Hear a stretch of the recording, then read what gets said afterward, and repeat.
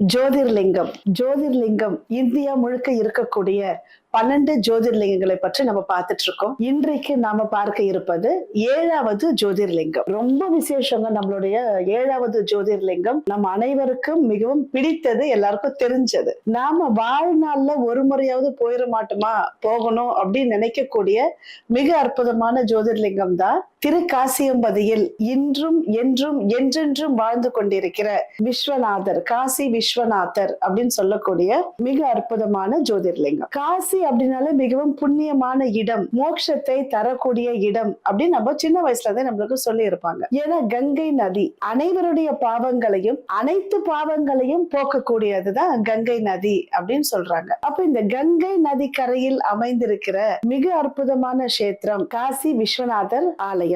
சிவபுராணம் என்ன சொல்லுதுன்னா, இந்த முழு பிரபஞ்சத்தின் சொரூபமாக இருக்கக்கூடிய ஈசன், எம்பெருமான் ஈசன் உரைகின்ற இடம் வாரணாசி அப்படின்னு சொல்லுது. இந்த வாரணாசியில் வாழ்கின்ற இறைவனை, சிவபெருமானை ஸ்ரீ விஷ்ணுவும் பைரவரும் தேவர்களும் தினமும் வந்து பூஜை பண்ணிட்டு இருக்காங்க அப்படின்னு தாங்க நம்மளுடைய சிவபுராணம் சொல்லுது. இதே நம்மளுடைய வேற வேற புராணங்கள் சொல்லும் பொழுது சொல்லும், லிங்க புராணம் சொல்லும் பொழுது சொல்லும், சப்த ரிஷிகளும் வந்து வணங்கின இடம் இது அப்படின்னு சொல்லும்.